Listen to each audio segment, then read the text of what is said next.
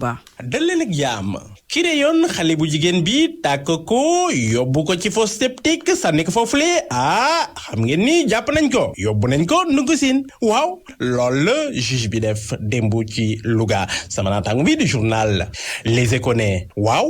moom nangu na ni moom moo rey kooku waaw ndaxte ñoom ñoo nekkoon nee na nag waaw je l'ai tué pour camoufler le viol waaw dama ko doon violé waaye daf ba bëggoon weeje moo tax ma rey ko waaw sama naataango ne les aveux effroyables de l'amant waaw nangu na ni d'accord na ni moom moo rey kooku naka noonu nee na moom daf ko tàkk baat bi xoj ko moo tax kon mu jaar fa ñàkk bakkanam sama naataango ne lii kaawteef la sama naataango ne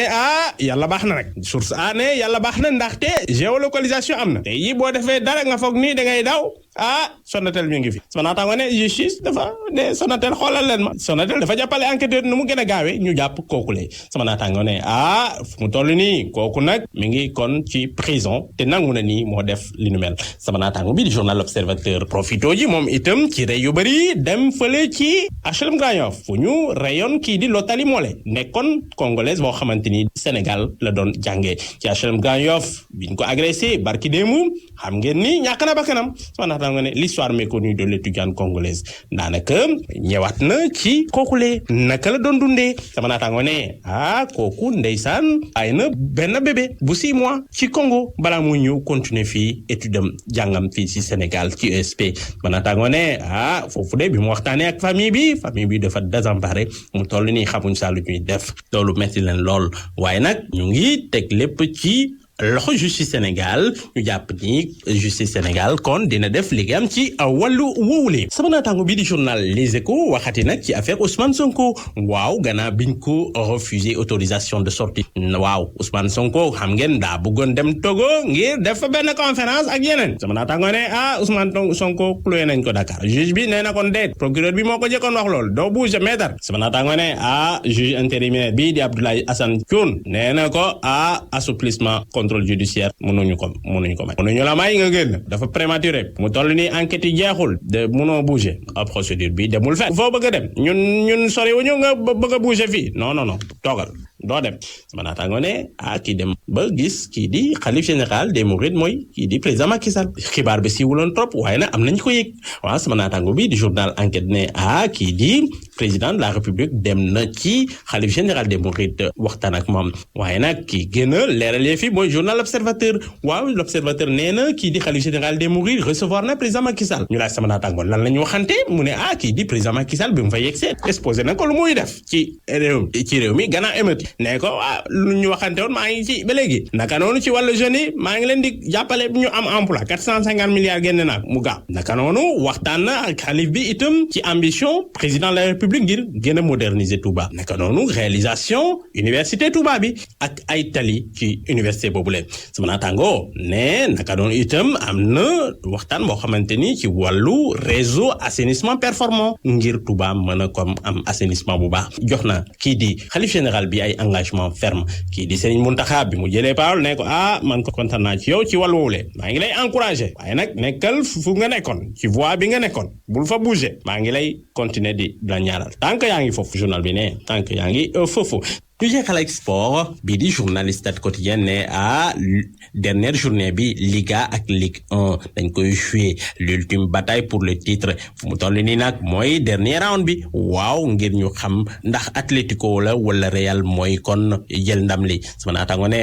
ñu ngi koy xaar ñu ngi xaar bu baax a baax kon match yooyu le naka noonu itam Lille wala Paris kan mooy nekk champion kon sama naataango ne fu mu toll nii kon ñu ngi xaarandi ñu xam kan mooy jël ndam yooyu leen naka noonu itam journal record xëy wax ci coupe CAF Jaraaf Coton Sport ci dimanche bi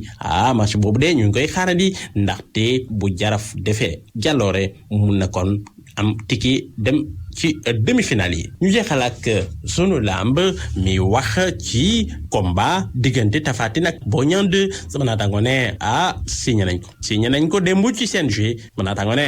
nañu wax rek daanaka règlement de compte ñu koy xaarandi le 8 août bii di ñëw jërë ngeen jëf. Savona Marseille Créole Kenkeyri AAD Abdou Alima Diop seen gamme Opalia ñoo leen doon may li ci yéenekaay yi. ca président Macky Sall mi rek amoon ab nimmeeku démb xalifa général kuli murit démb am na waxtaan wu ñu rek daal di sekk démb ci guddi dara kon rëccu ca waaye njort nañu ne lañ doon waxtaanee ak kon xalif général kuli murit bokk na ca la fi xewoon ci weeru mars gi ñu jàll ci wàllum manifestation danañu dem kon ca Touba fekk fa ci suñu ndaw Marema Diop lu jëm nag ci kañu jorkar bi baaraamu tuuma ne moo faat kon Khady Diack foofee ca Louga fanaan na guddeem bu njëkk ci biir kaso bi moom nag lañ koy tuumal bokk na ca daal di yegg ci kaw soxna si waaye tamit daal di koy faat googu sax nangu na ko ba mu taxawee kon ci kanamu enquêteurs yi lu jëm nag ci place de l'Obélisque démb foo sànni mbattu mu takk bari woon na nit loolu ñu woon kon jàppale askanu Palestine ñi ngi sàkku nag ci organisation internationale yi ñu daal di kon wëyal yoon gannaaw nag frappe yi nga xamante ni Israël mi ngi koy amal kon ci kaw Palestine ci ñaareelu pàccu xibaar yi tàggat yaram lay doon ak Malal Junior Diagne li ngeen di kay xëy tey Mouhamed Ali Mouba Abdoulaye Diop mu féete ci machine bi ci micro bi Dieynaba Seydou Ba.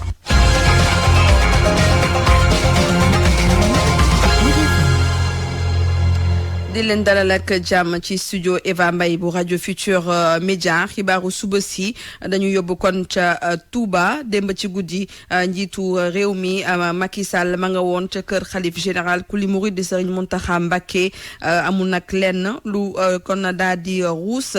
ci seen jano waaye nag ci njort rek am na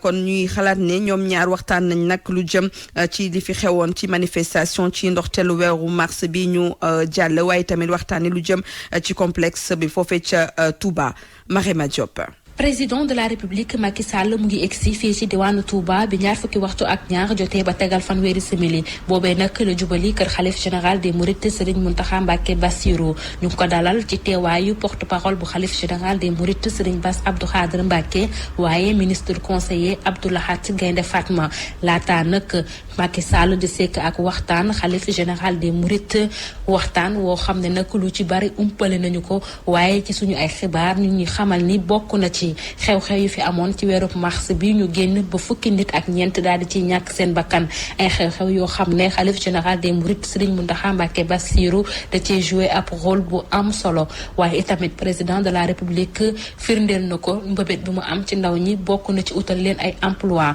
muy ab projet boo xam ne moom njiitum réew mi moom moo ko lancé ci waxtaan yooyu itamit génne nañ ci projet bu université Cheikh Ahmadou Bamba bu Touba di université boo xam ne liggéey yi Serigne Mountakha Mbacké Bassirou moom moo ko sos boobaak léegi nag mu ngi woy waaye kii di président de la république firndeel na bëgg-bëggam yeggale liggéey yooyu président de la république Macky Sall bi mu jugee Daaru Minam jubali na ci grande mosquée ngir amal fa ab ziyaara laata muy juge Touba bi minuit jotee ba tegal ay simili Marema Diop fii ci Touba RFM. Marema Diop ñu dem ba Dakar bu Medina Gounass kon daanaka tàmbali na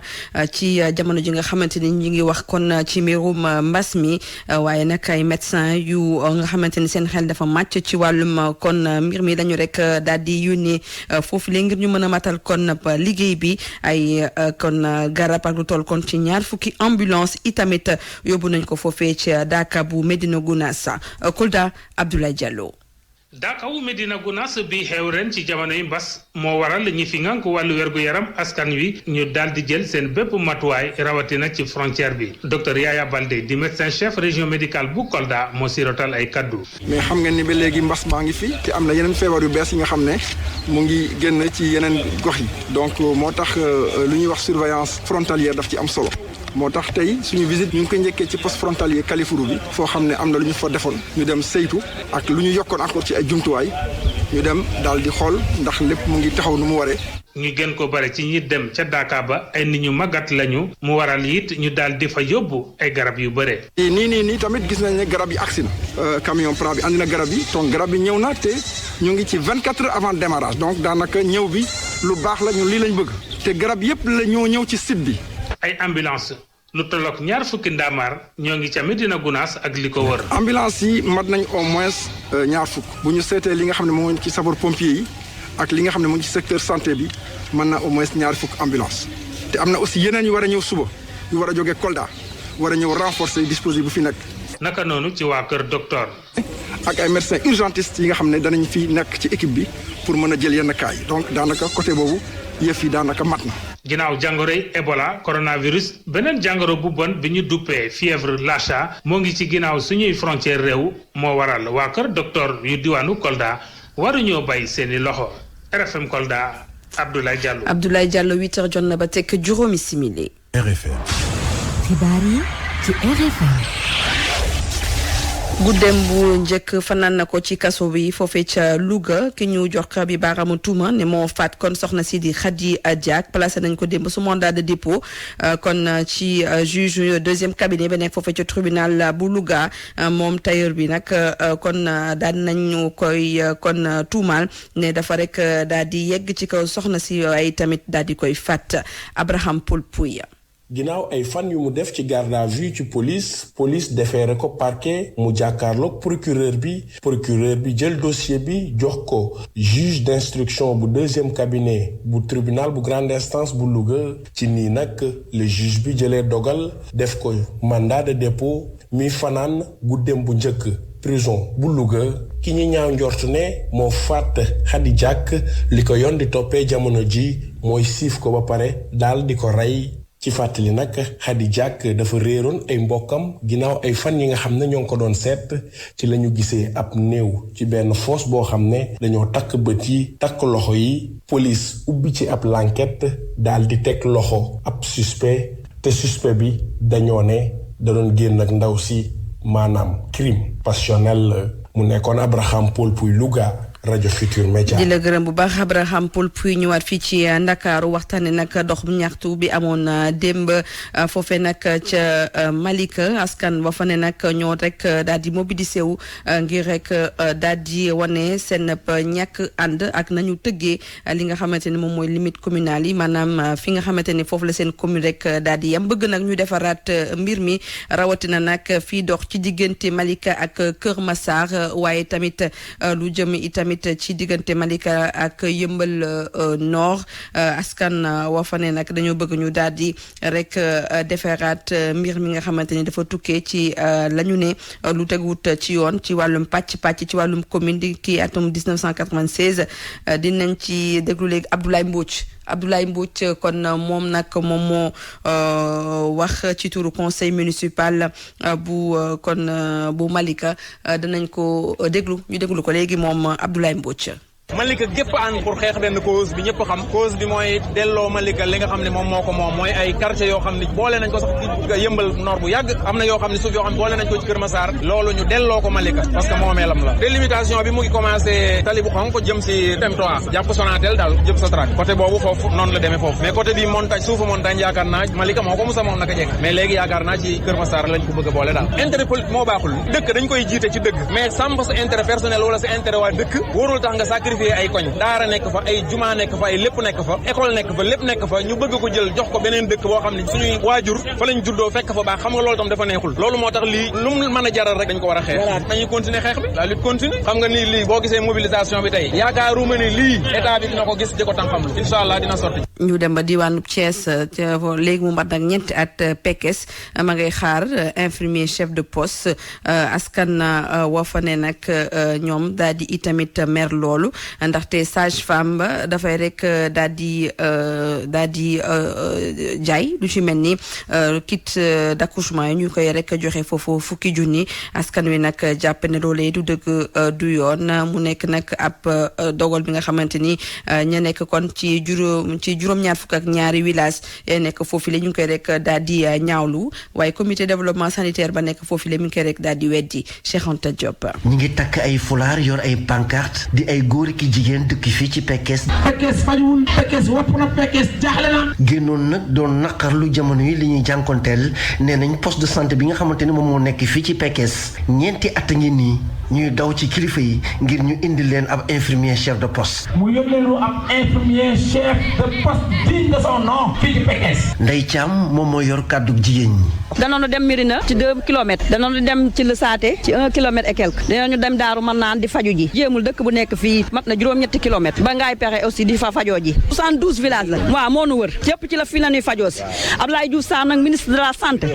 sunu hôpital sonn na. ñoom di joxoñ baaramab tuuma comité de développement sanitaire bi nga xamante ne moom moo nekk fii ci Pekes nee nañ ni ñu yoree poste bi baaxul rax ci dolli dafa am ab sage-femme bu nekk ci poste de santé bi di bumi lu ko neex lay def. ak jaani la nag sax accouchement fukki junni ngay fay bu ko neexul du la génne faj ñetti pharmacie la boole ci biir hôpital bi ndax am na doole nag ndax jëkkëram mooy maire dëkk bi mu ni mooy buur mooy bummi. secrétaire exécutif bu comité de développement sanitaire bi di Mor Diop Fall nee na ñii de li ñu wax dara amu ci. ndax bëgg naa nit lu muy wax rek mu mën cee teg loxoom accouchement yi bi nga egsee léegi fekk nga fi benn daam sage-femme bi sax da nga koo fekk mu génn yaa ko laajal sa bopp mu wax la moom ñaata la fay mu ngi fay juróom benn téeméer ñun nag depuis bi ñu fi ñëwee ba léegi ñu ngi jëm suñu kéemtulaay kàttan. mbooloo mi bari woon nañu àgg nañ ba ci buntu poste de santé bi bëggoon dugg ci biir waaye nag ay gendarme yu jóge fii ci Pekes ñoo jàkkaarloo ñoom. ñoo dem. RFM Thiès Cheikh Anta Diop. Cheikh Anta Diop ñëwaat fii ci Ndakaaru démb nag bari woon nañu loolu ci place de la nation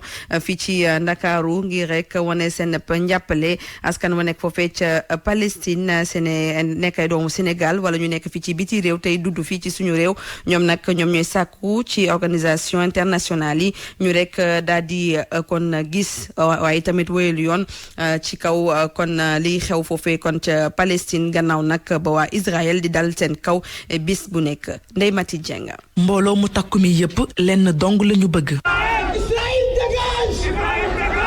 drapeau Palestine pancarte photo yuy fësal xeex bi am Palestine banderole bàyyiwuñu lenn ngir naqarlu nooteel bi Israël di noot Palestine El Hadji Omar Diène mooy secrétaire général bu imam ak ulema yi nekk Sénégal. Israël gàllaajam toj na léegi nag xam nañ ne mbéjum kanam ma nga koy fajal boppam commencé na faj mbéj Palestine yi soxlaatul ndimbalu kenn xas nañ xoos burdu bi incha allah ku ñëw ñu toroxal ko ku ñëwul ñoom dara ko toroxal. way ñaxtu yi di naqarlu ñàkk pété bu Sénégal li ñuy sàkku ci njiitu réew mi Macky Sall mooy mu fësal jàppaleem jëm ci Palestine activiste bi di Guy Marius Sagna ak imam Mame Matar Gueye bu Jamra. président Macky Sall amul lu muy wax lu naan bàyyi leen xeex bi xeex amul di tuur safara ci ay population dafa doon téye loxo kooku ne ko bàyyi rey bi. Israël moo tooñ bu ñu seetaanee ñun askanu Sénégal état du Sénégal dina jël ndaare ci beneen fànn muy jàppale bu ñu waroon jàppale suñu mbokk waa Palestine. ambassadeur bu Palestine ci Sénégal bég loolu ci mbooloo mu takku mi fi daje. Vous méritez que je vous dis en wolof Dogolena Bogo. Safwat Ibrahit ba tey mu ngi am yaakaar ci jàmm dellu ci dëkkam bëli di Palestine. ñun waa Palestine duñu musa dellu ginnaaw li ñu bëgg mooy ci sunu suuf yi duñu ca bàyyi benn pàkk duñ leen bàyyil dara te duñ dem fenn loolu mukk ci àdduna du musa am. ngir jàppale réew mi di Palestine sénégalais yi nga xamante ne wuyu si woon nañu ci manifestation bi lu ñuy sàkku mooy sénégalais yépp àndandoo jàmm entreprise ak produit yu Israël. ñu wéyal xibaar yi ci RFM gannaaw ba 8h jotee ba teg fukki simili ak ñett ñu wax nag léegi ci ay ñu njaaj wàllum politique foofe ca Brest ak ca caisse de sécurité sociale Sidya Ndiaye nag di jorkar bi baaraamu tuuma gouvernement bu Sénégal mi ngi ko daal di xamle ci gannaaw ab conférence de presse bu ñu doon amal secrétaire général bu FGTS ne nag lu jëm ci wàllum retraite bi ci juróom-benn fukki at ak juróom itamit àdduna ca jëmale ne nag loolee nag ab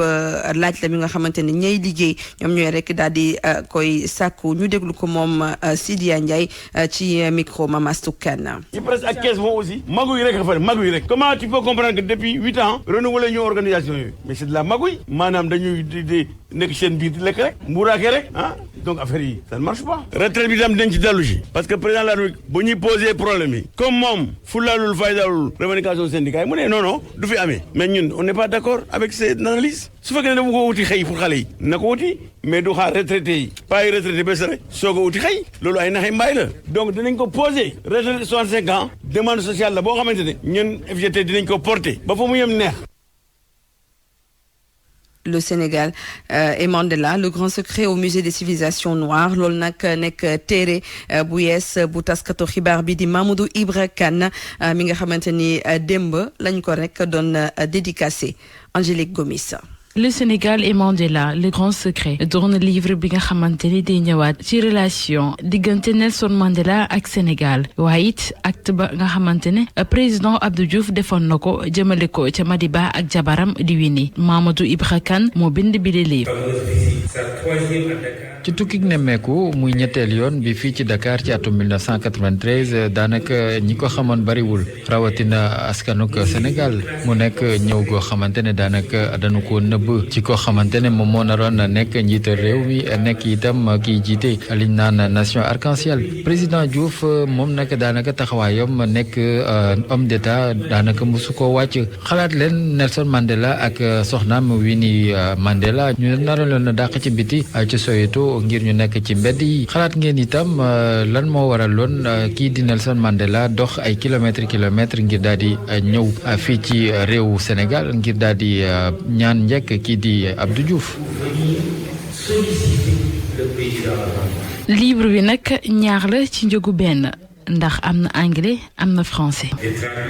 dañ ko tekki ci anglais ci li ñu naan lépp lu jëm ci wàllum mbëggeel ak xalaat ci diggante Sénégal ak kii nga xamante ne moo nekkoon Nelson Mandela. Nelson Mandela doon na africain bi nga xamante ni kenn mënu koo dab mu doon légende loole di témoignage yu participants yi. Mandela àdduna bi yëpp moo ko moom ñëpp xeex na si apartheid du Afrique du Sénégal rek. mais Nelson Mandela moom nekkul woon nitu Afrique du Sud kese waaye nitu àdduna yëpp la woon. waaw moo tax nag di ñaan suuf oyof ci kaw Nelson Mandela. ñette woon ci cérémonie de dédicace bi nag bëri na rawatina personnalité yi. Sénégal et Mandela le grand secret doon na livre bi nga xamante ne édition Feu de Brousse la. kon livre bi di Monde Sénégal et Mandela le grand secret kon moom sax Mamadou Ibra Kane moom moo nar a nekk kon invité grand jury suba dimanche bu 11h jotee fii ci RFM. RFM Sport. gannaaw ba 8h jotee ba teg fukki simili ak juróom-ñaar ñu dalal Malal Junior Diagne ci xibaaru tàggat yaram. jërë ngeen jëf ñu daal di door tàggat yaram gi ci aser ji ak lu jëm si fukk ak juróom-ñaareelu journée championnat Sénégal si Ligue 1 bi genn jongante képp lañu tëgg ci aser gi ne des ko amal ca Ngalandou Diouf ca Tëngéej foofa Tëngéej FC moo fa daje ak waa Mbour Petite Côte la des ci jongante yee des ko amal altine ndax dimanche ji dafa tombé ak dimanche de Pentecôte si wàllu Ligue 2 ji itam samedi gi daanu jongante seen jongante yi ci ba gën a bëri ndax ne jamono Fatick mooy suwe ak waa Duc Demba Diop FC ak waa Africa Promo Amitié dina laaleeg waa Wakam ñii di EJ Fatick ñoom dañoo suwe ak waa Guédiawaye Football Club bi jiitu ka topp ca Guédiawaye di Linguère moom dafa kon dalal ca Ndar équipe bu Thiès FC la des ne des ko yeggali bés ni altine si wàllub footballu biir réew mi itam jàppaleen ni équipe nationale bu Sénégal moom des kon di amal ndaje ak taskatu xabaar yi seen entraîneur bi di Aliou Cissé ne ñaar fan ak juróom ci weer wi dina kon daje ak taskatu xabaar yi ci Ndakaaru ngir siiwal xale yam woolu mu jëm ci ñaari jongante xaritoo dox diggante Sénégal ak Zambie ak Sénégal ak Cap-Vert yooyu jongante ne juróomi fan ak juróom-ñetti fan ci weeru juin bii di ñëw ca laa am. dimanche ji itam nu jàpp ni équipe bu Jaraaf moom dina amal lu jëm ci phase retour quart de finale Coupe CAF diggante ma Coton Sport bu Garoua laa doon ca jongante bu njëkk ba ca Cameroun waa Jaraaf dañ leen fa duma woon benn bal ci dara kon fii faw nu duma Camerounais yi te itam waroonoo jël ay but suñu bëggee jàll ci demi-finale yi mu jëm itam ci xëccoo gunoo xëccoo titre champion de Espagne ñii di waa Atlético Madrid ak waa Real Madrid seen diggante ci aser ji kenn du ca may sa morom dara ndax ñaari poñ moo leen teqali te kenn warut a fattu loolu nag des ko topp ndax waa Atlético Madrid ñoom dañoo dem ca Valladolid jongante jëfa ak ñooña Eibar moom dafa kon dajeek waa FC Barcelone ñoom dañoo lajj bokkatuñu ci xëccoo bi ngir doon champion Real Madrid moom dafa kon daleel Villarreal ca terrain ba ñaari poñ képp nag mooy li teqali ñaari équipe yooya leneen it des ko waxtaanee muy judo si aljuma ji ca championnat d'Afrique bay xewee ca Dakar Arena foofee ca Diamniadio Sénégal am na fa ñaari médaille ñaari yëpp nag ay bronze la Saliou Ndiaye ak Fatou Kiné Badji noo ko indil Sénégal Soda Thiam moo ñu nekkaloon foofa ci Dakar Arena. juróom-ñaari combattant yu Sénégal ñoom ñoo yéegoon ci aljuma ji waaye nag ca mujjantal ga ñaar képp ñoo ci daal di am médaille de bronze mu di Saliou Ndiaye ci moins de 81 kilos yi ak Fatou Kiné Badji ci moins de 70 kilos moom Fatou Kiné Badji sax bii moo nekk gulet mu daal di am médaille ci championnat d'Afrique. musuma kontaanee comme nii jooy naa parce que chaque année finale de bronze lañ may gagné ren ma dem ba finale de bronze ma jël ko kon déwén mooy mën naa progrès te yéegaat ba ci kaw liggéey bi léegi dooree commencé soo gagné du coach yi la ñuy wax de yow la ñuy njëkk a wax avant coach yi di ñëw donc liggéey bi yëpp yow yaa koy njëkk a commencé sa bopp nag gëm-gëm la ci yow ba pare. Saliou Ndiaye moom naam am na médaille waaye ñu bëri dañoo dundee woon yaakaar mu am médaille d'or ba ci sax magam di Mbagnick Ndiaye. franchement même coach bi dafa mere si gisam Mbagnick dafa gedd moom seetaan na ko dem na ko hôtel bu yàgg yàlla baax na. yow bi nga doon ñëw sa xel si lu mu nekkoon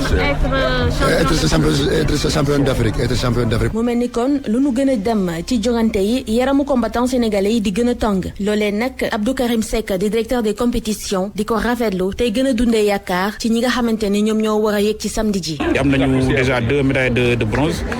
perte nañu 3 demi-finales donc bon du ma wax ne kontaan na mais au moins par rapport ak li liggéey mais baax na donc ñu tàmm médaille ñoo yëg amuñu benn raison ñu bañ a xalaat ne incha allah suba dinañu am médaille. ci ñetteelu journée bi juróomi sénégalais ñoom ñoo ci war a yéegaat mu di Yacine Diatta ci moins de 78 kilos Monica Sagnan plus de 78 kilos Abderrahmane Diao ci moins de 90 kilos Modou Fall ci moins de 100 kilos ak champion d'Afrique bi di Mbagnick Ndiaye ci plus de 100 kilos. nu waxtaanee wàllu basketball African League am na ca coow lu sa juddu ci aljuma ji ndax waa douane dañoo waroon a jongante ak ñii di waa Zamalek waaye lankees nañu ndaare ni jongante googa du mën a am. la ko sabab nag mooy ne dañoo gis ni ab coppite gu am ci programme gi ñu bëgg ñoom nu jonganteeg waa Zamalek bés ni dimanche ñii di waa Zamalek jonganteeg geneen équipe altine te waratoon demee noona loola nag jur na coow mu mag ca réew mooma ba waa douane yi daal di kon bind ña yore compétition ba ni bëggul daal yëf yi am kumba am ndey kumba amul ndey li ci wér te wér mooy itam seen entraîneur ba di Mamadou Gueye Paa bi yëkki na kàddoom wax naka la gisee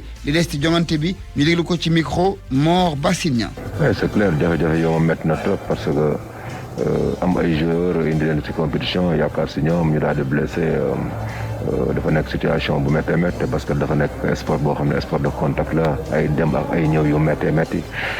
donc soo si amee ñeenti blessé ñu nekk à l'infirmerie tey yaakaaroo ne sax dinañ retrouver waat compétition bi ku si mel ni Louis Adams ak Birahim Gueye ñu nekk ay joueurs clés si équipe bi dafay nekk lu xaw a difficile mais j'espère que compétition ak lii tam ñoom ñoo ànd dineen jéem suñu kantulaay kattan jéem a xool nan la ñuy ajusté woo comme ni ñu ajusté woo si premier match bi pour vraiment terminer championnat bi nu mu gënee. nu mu gënee gis nañ dimanche programmé nañ match contre Zamalek su nekkee da ngeen joué ñu confirmé ne da ngeen joué déjà est-ce que yaakaar nga ne quart de finale bi c'est accessible pour le moment vu que moo nekkal seen objectif de départ. Oui, c'est clair. Hein. Notre objectif, c'est très clair, c'est se qualifier, quoi qu'il en soit, au quart de finale de ce championnat. C'est notre objectif premier. Et nous avons les capacités, te am nañ capacité yi ak moyens yi pour mën a atteindre objectif boobu te defe naa ne suñu ko atteindre rek dina nekk lu baax si suñu réew dina nekk lu baax tamit si suma ay joueurs yi nga xam ne pratiquement ñoom ñëpp ay locaux lañ. jaajëf loola kon ci tënk mooy li gënoon a fës ci xabaaru tàggat yaram mi